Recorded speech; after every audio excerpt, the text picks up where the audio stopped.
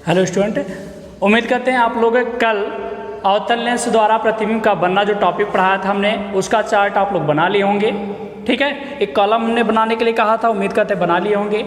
अब हम उसके आगे पढ़ते हैं, उसके आगे की चीज़ों को समझते हैं कि क्या क्या चीज़ें हैं। ये हमारा इस टॉपिक का, इस चैप्टर का सबसे लास्ट टॉपिक है, ख़त्म हो जाएगा आज ये चैप्टर और न्यूमेरिकल हम शुरू कर देंगे। अगर आप चैनल पर नए हैं तो चैनल को सब्सक्राइब कर लीजिए, बेल आइकन को भी दबा लीजिए और ज़्यादा से ज़्यादा लोग के पास शेयर कीजिए, अपने दोस्तों को भी ये चैनल शेयर कीजिए जिससे वो भी इसका लाभ उठा सकें। ठीक है, तो चलिए शुरुआत करते हैं। आज का जो हमारा अगला टॉपिक है वो हमारा है लेंस सूत्र। लेंस सूत्र जो एग्जाम में आपका न्यूमेरिकल आता है वो इन्हीं सब सूत्रों पर आधारित ही आता है। तो लेंस सूत्र क्या होता है? यदि एफ का मतलब होता है फोकस दूरी, यदि एफ को हम फोकस दूरी मानते हैं, ठीक है, यू मतलब क्या होता है? वस्तु की दूरी, वस्तु की दूरी, ठीक है, और v का मतलब होता है प्रतिबिंब की दूरी, प्रतिबिंब की दूरी। यहाँ पर ये जो दूरी है कहाँ से ली जा रही है? ये हमेशा जो दूरी ली जाएगी वो दूरी हमेशा कहाँ से ली जाएगी? प्रकाशीय के केंद्र से ली जाएगी। ठीक है, अब इसके सूत्र की बात करते हैं, इसलिए यू वी एफ में संबंध है, यानी इसे ब्रैकेट में हम लिख सकते हैं लेंस सूत्र या लेंस का सूत्र। ठीक है, क्या होता है सूत्र? 1/f equal to 1/v minus 1/u। ये सूत्र हमारा है, इसे आपको याद करना चाहिए, याद हो जाना चाहिए। 1/f equal to 1/v minus 1/u। आप v और u में डिफरेंस कुछ रखिए इस प्रकार से कि आपको समझ में आए v आपने लिखा है कि u लिखा हुआ है। ठीक है ना, बहुत सारे बच्चे गलती कर जाते हैं, वो कुछ ऐसे बनाएंगे तो वो जान ही नहीं पाते वो v बनाए हुए किए या u बनाए हुए हैं। तो ऐसा आपको नहीं करना है, तो आपको क्लियर होना चाहिए u क्या है। यहाँ पर u क्या है? u जो है वस्तु की दूरी है, v क्या है? प्रतिबिंब की दूरी है, f क्या है? उस लेंस की फोकस दूरी है। ठीक है ना, तो यहाँ तक आपको उम्मीद करते क्लियर हो गया होगा। अब हम आगे बढ़ते हैं। आवर्धन क्या होता है? लेंस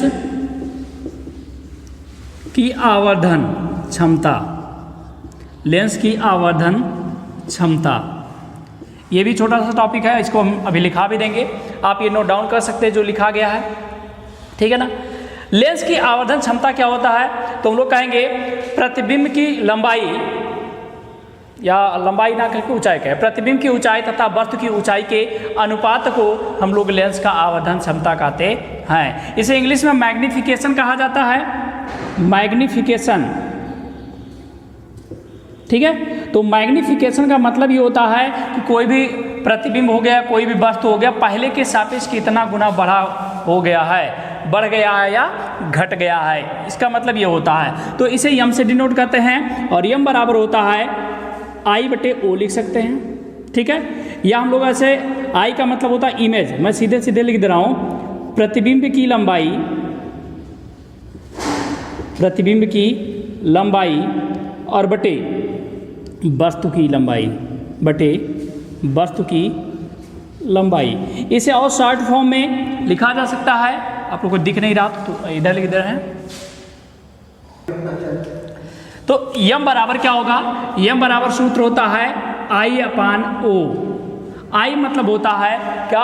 इमेज, और O मतलब होता है ऑब्जेक्ट, ऑब्जेक्ट का मतलब होता है वस्तु, और I मतलब क्या होता है? इमेज, यानी प्रतिबिंब। तो यानी प्रतिबिंब की लंबाई तथा वस्तु की लंबाई के अनुपात को हम लोग क्या कहते हैं? आवर्धन क्षमता कहते हैं। ठीक है ना, तो जल्दी से काम कीजिए, आप ये नोट डाउन कर लीजिए इतना, फिर हम इसकी परिभाषा भी लिखा रहे हैं आपको। तो ठीक है, ये सूत्र हो गया। एक सूत्र इसका और भी होता है V/U, यम equal to I/O equal to V/U। जहाँ पर देखिए, आप फिजिक्स में जब न्यूमेरिकल्स करते हैं, बहुत सारे स्टूडेंट को मैंने देखा है वो नोटेशन का मतलब ही नहीं जानते हैं। अगर आप नोटेशन का मतलब नहीं जानेंगे तो आप न्यूमेरिकल नहीं लगा पाएंगे। आपको नोटेशन का मतलब आना ही चाहिए, समझ में आना चाहिए, और नोटेशन तभी समझ में आएगा जब इसको पढ़ेंगे, उसी पढ़ाते समय ही आपको पता होना चाहिए। यहाँ पर I मतलब इमेज, और वो मतलब ऑब्जेक्ट, ऑब्जेक्ट मतलब वस्तु होता है। भी मतलब क्या होता है? भी मतलब क्या होता है, हम लोगों ने भी का मतलब पढ़ा था प्रतिबिंब की दूरी। यू मतलब क्या होता है, वस्तु की दूरी। ये सब आपको क्लियर 100% पता होना चाहिए, तब आप न्यूमेरिकल्स लगा सकते हैं। ठीक है, और देखेंगे इसके बाद न्यूमेरिकल बहुत ही आसान हो जाता है। न्यूमेरिकल में कुछ है ही नहीं, फिजिक्स बहुत ही आसान है फिजिक्स का न्यूमेरिकल। ठीक है ना, तो चलिए यहाँ तक क्लियर है आप सभी लोग को। हाँ, हमने कहा था नोट करने के लिए। अब लेंस की आवर्धन क्षमता हेडिंग डालिए, उस परिभाषा लिखिए। लेंस की आवर्धन क्षमता हेडिंग डाल लिए होंगे, परिभाषा लिखिए इसकी। लेंस द्वारा बने किसी वस्तु के प्रतिबिंब की लंबाई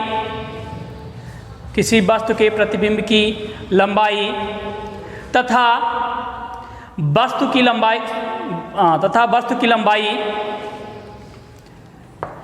लंबाई के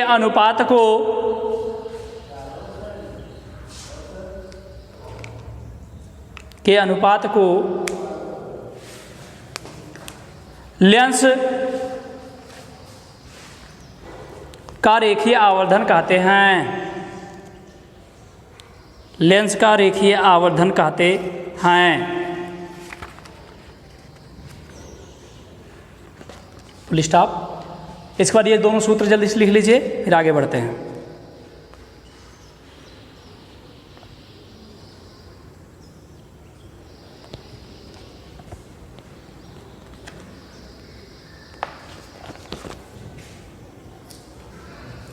अगला आइटम डाल लीजिए, लेंस की क्षमता। ठीक है, देखिए क्या होता है, बहुत इंपॉर्टेंट टॉपिक ये भी है। कभी कभी सीधे पूछा जाता है, या 1 नंबर का क्वेश्चन। मैं सारे क्वेश्चंस की डिस्कशन यहाँ पर कर ले रहा हूँ, और आप लोग वीडियो को लाइक कर दीजिए, शेयर कर दीजिए, कमेंट करके बताया कीजिए कि हाँ सर समझ में आया कि नहीं आया है। ठीक है ना, तो देखिए क्षमता क्या होता है, लेंस की क्षमता किसे कहते हैं। देखिए लेंस का काम क्या होता है, जो उत्तल लेंस होता है उसका काम होता है प्रकाश किरणों को इकट्ठा करना। आपने इमेज चित्र जब हमने बनाया था देखा होगा, उत्तल लेंस का काम क्या होता है, इकट्ठा करने की कोशिश करता है, इसलिए उसे अभिसारी लेंस भी कहते हैं। और जो अवतल लेंस होता है उसका काम होता है प्रकाश किरणों को फैला देना। आपने जब चित्र देखा होगा तो प्रकाश किरणें ऐसे फैल जा रही हैं, तो उसे कहा जाता है अपसारी लेंस भी कहा जाता है। ठीक है ना, तो हम कहेंगे लेंस द्वारा प्रकाश किरणों को अभिसारित अथवा अपसारित करने की जो क्षमता है उसे लेंस की क्षमता कहते हैं। मतलब उसे इकट्ठा करने यानी सिकोड़ने की या फैलाने की जो क्षमता है उसे क्या कहते हैं हम लोग, लेंस की क्षमता कहते हैं। इसकी परिभाषा की बात करें तो हम कहेंगे लेंस की फोकस दूरी के व्युत्क्रम को, लिख लीजिए जल्दी से, लेंस की फोकस दूरी के व्युत्क्रम को लेंस की क्षमता कहते हैं, जबकि फोकस दूरी मीटर में नापी गई हो, इसे P से प्रदर्शित करते हैं। इसका मात्रक डायोप्टर होता है। डायोप्टर बहुत इंपॉर्टेंट है, इसका मात्रक डायोप्टर होता है। इसे D से प्रदर्शित करते हैं, डायोप्टर। इसका मात्रक डायोप्टर होता है। क्लियर है, चलिए तो देखते हैं, बोर्ड पर देखिए जल्दी से। P मतलब लोग पावर यानी क्षमता, P होता है 1/F। और जहाँ F क्या है, ये मीटर में ही होना चाहिए। आपसे जब क्वेश्चन पूछा जाता है एग्जाम में तो कंफ्यूज करके इसलिए पूछा जाता है क्वेश्चन में कि जिसे वो मीटर में ना रखे सेंटीमीटर में दे दिया जाता है, और आपसे सॉल्व करने के लिए कहा जाएगा, गलती कर जाते हैं। सेंटीमीटर को मीटर में बदलना आवश्यक है, क्योंकि ये सूत्र तभी लगेगा जब मीटर में दिया गया हो। ठीक है ना, चलिए अब हम बात करते हैं, इसका मात्रक क्या होगा, डायोप्टर हो जाएगा, डायोप्टर। ठीक, अब हम बात कर लें कि यदि फोकस दूरी सेंटीमीटर में दिया हो। चलिए मैं एक बात बता दूं, जैसे मैं तो मैक्सिमम इसी फॉर्मूले का यूज करके लगाता हूं, लेकिन कई सारे स्टूडेंट को मैं देखता हूं कहते हैं एक अलग फॉर्मूला है सेंटीमीटर का। मैं बता दे रहा हूं, लेकिन मैं क्वेश्चन इसी से लगाऊंगा आप हमेशा। तो P हो जाता है 100/F। ठीक है, 100/F। ठीक है ना, तो एक सूत्र ये भी बन जाता है, लेकिन जब सेंटीमीटर में दिया रहेगा तब आप मेनली ये याद रखिए, और सेंटीमीटर को मीटर में बदलना, मीटर को सेंटीमीटर में बदलना आना चाहिए। मैं आपको एक सूत्र लिख दे रहा हूँ, 100 सेंटीमीटर बराबर होता है 1 मीटर। या आप रफली कहीं नोट कर लीजिएगा, ठीक है। तो ये चैप्टर हमारा पूरी तरह से हो गया खत्म। हाँ, एक परिभाषा आप कहें तो हम और आपको लिखा देते हैं। चलिए, यहाँ तक कोई दिक्कत तो नहीं किसी को ना। चलिए, अब एक डायोप्टर किसे कहते हैं? एक डायोप्टर किसे कहते हैं, ये आप लिख लीजिए और समझ लीजिए। चलिए, एक डायोप्टर की परिभाषा लिख लीजिए, बहुत ही सिंपल परिभाषा, ज़्यादा कुछ समझा नहीं रहे। लिख लीजिए, 1 मीटर फोकस दूरी के, 1 मीटर फोकस दूरी के लेंस की क्षमता, लेंस की क्षमता 1 डायोप्टर होती है, 1 डायोप्टर होती है। Full stop.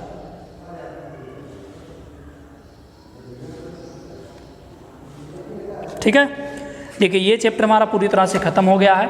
अगर आपने इसके पहले की वीडियो नहीं पढ़ा है तो आप डिस्क्रिप्शन में इसका प्लेलिस्ट का दे दिया जाएगा, उस प्लेलिस्ट में जा कर के आप पूरा पढ़ सकते हैं और पूरा टॉपिक तैयार कर लीजिए, जिससे इसके न्यूमेरिकल्स सब कराया जाए। आपके एनसीईआरटी के न्यूमेरिकल्स करा देंगे और अदर किताब के भी न्यूमेरिकल्स हम करा देंगे।